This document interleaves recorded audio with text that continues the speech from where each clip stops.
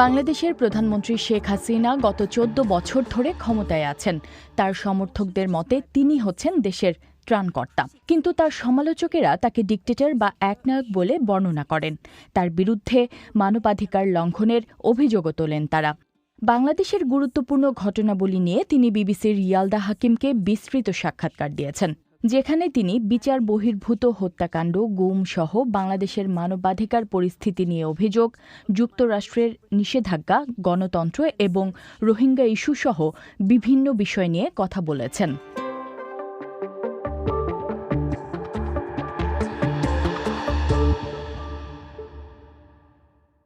You are the world's longest serving female leader. You're often described as the Iron Lady of Bangladesh. No. You're the daughter of the founder of Yes. the country. I just want to know how the last 14 years have been for you personally. I can tell you one thing, that last 14 years is the best time for Bangladesh because in every aspect we made tremendous development, which we could not do it in the past because you know that after the independence, our father of the nation, Bangabandhu Sheikh Mujibur Rahman, he got only 3 years and 7 months time to build up the water of his country and develop the country. But after that, the military ruler took over power directly or indirectly, overtly or covertly. And then in 2008 election, when we won the election and we formed government, so it was continuous democratic process for 14 years, and that really helped our country to develop. Every sector we made some progress. I mean, your country has been described as a flawed Muslim democracy, and then there are those who say it's sliding into autocracy under your rule. What went wrong? How could you say autocracy? In my whole life, I struggled for democracy. And our party, Bangladesh Awami League, we established democracy in this country. And before that, I told you that we had military ruled for 21 years, and then again military-backed government for another 8 years. That means altogether 29 years out of 50 years. So only this time, these 14 years, we had true democratic system and stability, and that's why we could make progress. Why then does the UN Human Rights Chief raise concerns about allegations of extrajudicial killings, forced disappearances, torture, cracking down on the press? I don't know. Actually, the allegation they brought, but they couldn't prove it that much. Well, some group, they mention a big number, then when we inquire, it was perhaps 5 or 6 persons, but sometimes people themselves, they hide, actually sometimes some people hide themselves because of different issues. But extrajudicial killing we never support. And in our country, I think, I don't know any other country they have these rules, but in our country the law is there.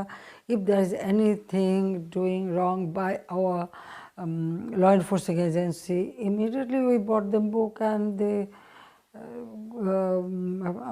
they go for justice. So even any organization, if they have done any misdeed, immediately they get punishment. Why did the US impose sanctions then on one of your paramilitary organizations? That paramilitary organization was set up by the US. Actually, with their advice, it was established in 2004, and all the training, equipments, everything provided by US. And I feel that the way they train them, now they are acting such a way. So how and why they put sanction, it is really a big question to me. What do you think it is? What do you think the reason for it is?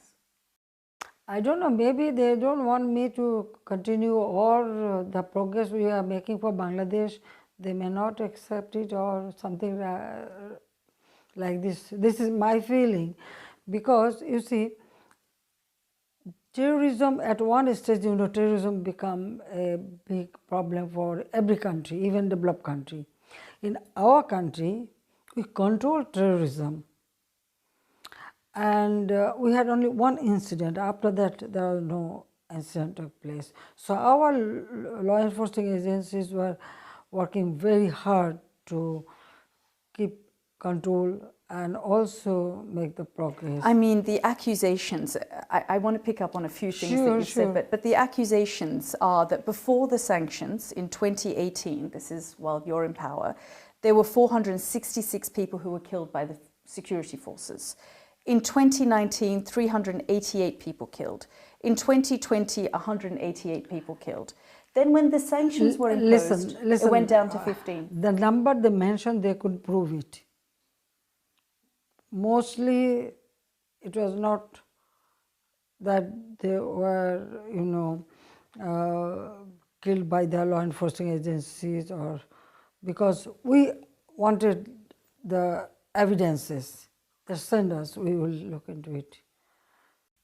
I mean, there are two whistleblowers from the paramilitary organization as part of a documentary that was done by DW, who said that the orders come at the highest level, meaning you, to kill some of these people. This was a documentary that was done by a German organization. Well, how they made this organization, I don't know. But what is happening in America, you can see. Almost every day, even in a school or shopping mall or restaurants, people are entering, killing, even the school children. Then other common people been killed by the either law enforcement agencies or the armed cadres. I think US should look into that in their country, what is the situation? They should save the children's life. They are not taking care of that, their own people. But the allegation they brought, or the number they said, we asked them that give us the evidence. They couldn't place that. And yet they're not lifting the sanctions. Well, sanction and counter-sanction, this is some kind of game, what I feel. It is still not clear to me that why they put sanction to our country. I can tell you one thing, look at me. My whole family was assassinated. My father, he was the then president of the country. Then my mother, my three brothers, the younger one was only 10 years old, my two sisters, and so altogether 18 members. Those killers, they got indemnity. That means you cannot punish them. I had no right to ask for justice. I couldn't file any case against that. That time they didn't put any sanction. Rather, still one killer, he took shelter in America, US. Time and again I am asking or requesting the government or the president, directly I send letter to them. Why do you think they're not listening to you? I don't know. I mean, you've raised this in Parliament as well, this idea that they want regime change. Do you have sort of evidence around that? Because you're raising this concern again now. Well, that is the big question, that why they put this sanction. When the law enforcement agencies is working to control the terrorism and action taking the violator of human rights, but why they supporting the violators, not the victim or not the people? Amnesty International, Human Rights Watch, the UN have all expressed concern. I know about that all 12 together, they, placed this, but they couldn't prove. Are they lying? I don't know the international game. Why would they want to remove you? Well, they killed my father, those who killed our family, even my 10 years old brother. Perhaps those killer or conspirator never wanted that anybody from that family should come to power. And then when the military ruler ruled the country, that time they not only ruled the country, they killed so many people in our law enforcement agency, our army, police, even our party. Thousands of people been killed. So that time we never saw any sanction. The feeling. So this is the question also from me to the international community, that why they were so blind that time. They never said or never put any sanction to the military dictator or the people, those who killed. Even in a broad daylight, there was a armed attack or grenade attack on me, and 22 members of my party been killed and nearly 700 people been wounded. Well, That time I didn't saw any sanction. But the feeling is that the RAB paramilitary organization ordered the killings of journalists, opposition leaders and dissidents, activists. There's here, the Observer says earlier this year that the police are accused of a coordinated campaign of violence against the opposition. Officers have fired on peaceful protesters. Listen, I was in opposition. I know the ruling party how tortured us. We had no right to hold any meeting.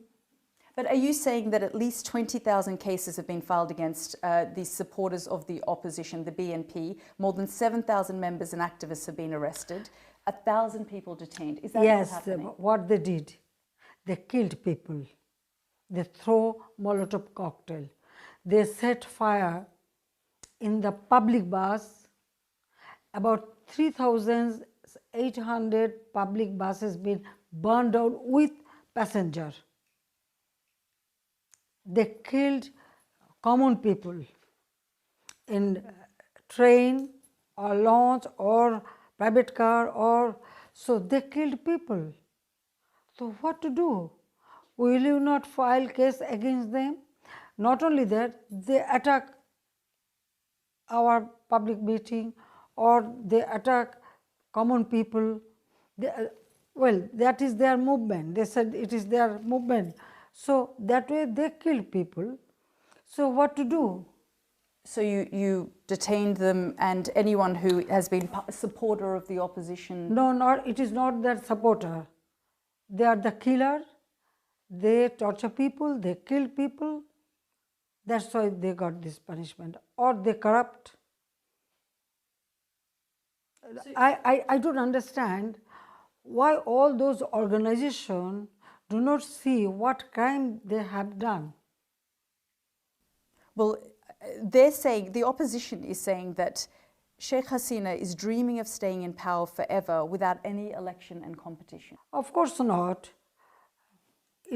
For election and for voting right, I struggle in my whole life against the military ruler, and the system now we have introduced, it is only our party, when we are in power. Now the election commission, we passed the law to establish the election commission. Election, we always wanted the free fair election. Now our voter list, it is with the photo, the voter list and the ID card. We introduced the transparent ballot boxes. If you want to know about it, then you have to go back to in the past history of our country, how election had been manipulated or rigged, or the result was. Well, you got 96% of the vote in the last election. Yes, why not? People voted for me because of our work, because we work for them. That's more than some dictators in Egypt, for example. I mean, that's the same, on par with Vladimir Putin. Listen, we have 170 million people, right? Now, our people are very much conscious about political right. Since Awami League formed government, we work for our people. We reduce our poverty level. we ensure food security, we ensure their health care, education, housing, all the basic needs we ensured. So people, of course, always vote for us. Why not? But I just want to bring this back to your election in 2018 and why the international community has concerns about the next election early next year. Transparency International said they found irregularities, 47 out of the 50 constituencies surveyed, fake votes, ballot stuffing, voters and opposition polling agents barred from entering the centres. Could they prove that? Where is the proof? I want that. They're saying no, this is I based want on the their document. No, I want the document. Because I am telling you, 2008 election, there is no objection, nothing, there is no, I mean, nobody question about the election, right? Those political party, 20-party alliance, BNP, Jamaat-e-Islami all together, how many seats they got that time? In 2008 election, only 29 seats out of 300. Because of their misrule, their corruption, nepotism, terrorism activities, people rejected them. They voted for us, voted for me and my party and my alliance. Now, 2014, those parties didn't participate. What they did? They started killing people. 500 schools they burned down. How brutally they but act. You're currently now, no, in let power. Let me finish. So, they did not participate, but they tried to jeopardize the electoral system. Why are these international observers saying that these elections were not fair and free? That I don't know how they look at it, but the election, definitely it was free, fair election. Now in 2018 election, they participated at the beginning, but what was the situation? We have 300 constituency, right? For 300 constituency, you have to nominate 300 people, right? 300 candidates. But what was the situation of them? They nominated about 700. So they started fighting with each other. At one stage, they withdrew from the election. They didn't participate. I mean, but if we my point is, when they didn't participate in the election, when they withdraw from the election, then how they can say, or how they can claim that the election was not free and fair? They have no right to say that. It's not the opposition saying this. It's Transparency International. It's I know that. Department. Transparency International said that. I have my doubt about their transparency. I can tell you. It's frankly I am speaking. So you think the UN, Human Rights Watch, Amnesty International... No, UN didn't say that. No, but in terms of the human rights record, you're saying that you don't understand why these organizations... Listen, I told you, the human rights, they never thought about me, about my human rights. When I lost all my family members, I never received any support from them. But why? Why my whole family was assassinated? Why they didn't raise their... the Americans, there are some people who think that the reason why they have imposed these sanctions on the paramilitary organization is to put Bangladesh back onto the path of the right human rights record. How do you respond to that? Bangladesh always maintain the human rights.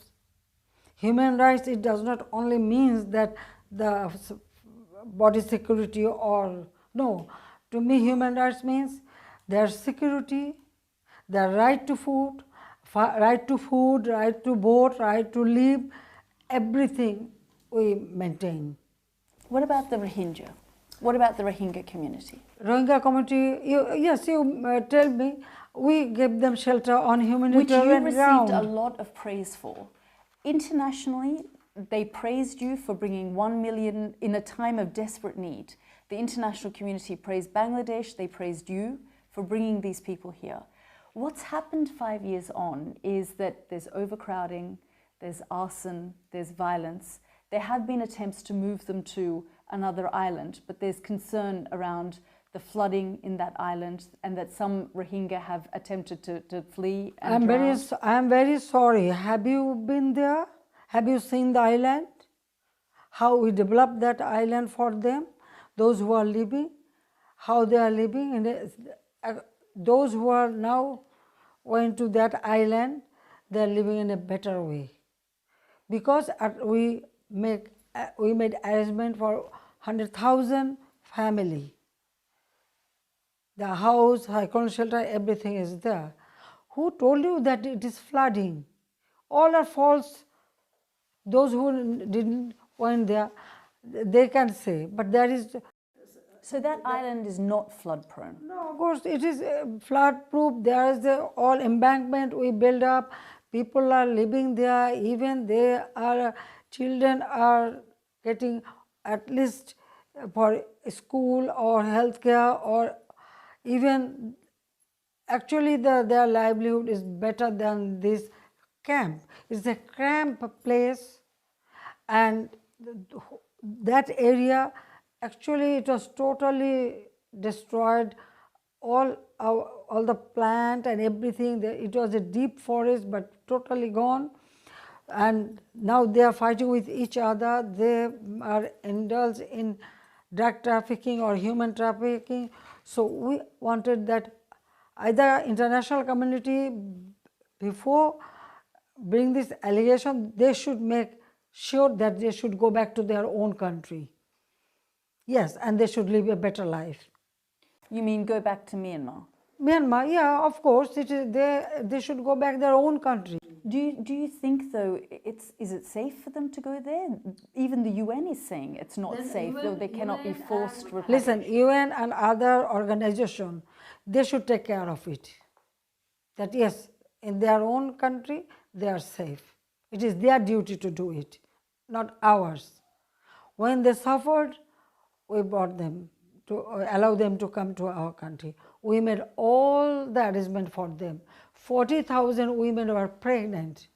We have to establish a field hospital, and we make sure that they get all the treatment, their food, everything. At the beginning, nobody come forward. It is Bangladesh people from our country. They came forward and they supported them. And in the island, that island is totally safe, and those who are living there, they are living in a better way. What about these repatriations back to Myanmar? The UN says that no one should be forced to return. We are hearing reports, the BBC, that a group of about 20 Rohingya were sent back to go and look at a facility to see if they could live there.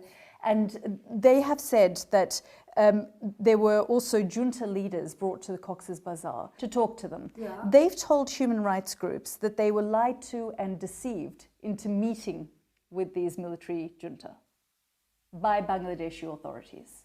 I think, I don't know why they said they voluntarily went there, because their representative came, they talked to them, voluntarily they went there to see. Nobody tell lies. Why we should tell lie? And tell me one thing, how long one country can bear this burden of 10 million, 1 million people, and day by day it is increasing. How long we can bear this burden? They should go back to their own country. And yes, voluntarily they went there to see the condition. We didn't force them. How are you going to deal with this? Well, we are asking the international community, like this Human Rights Commission and UNO and other international organizations, they should make room for these people to go back to their own country. It is their duty. They cannot put this burden forever on us. Already it is overpopulated country, and our common people, our local people, they are suffering. Do you feel supported by the international community on this matter? Yes, they are supporting us, but they couldn't make anything positive. That is the, unfortunate thing, that yes, they are, when we discuss with them, They support, yes, they should go back and this and that. But then they can't do anything in positive. Why? That is my question. Now on humanitarian ground, we give shelter to this Rohingya people, right? It is for humanitarian ground, right? Yes. Now tell me one thing. When we give shelter such a big community, big group, then how this international community blame us that we are violating human rights in our country? When we can give shelter to other people from other country, then why we should violate human rights of our own country? So all the allegation is totally fabricated. I don't know why they are doing it. That is my question also. Why this allegation to Bangladesh time and again? Thank you so much. Thank you, Sheikh Hasina. Thank you.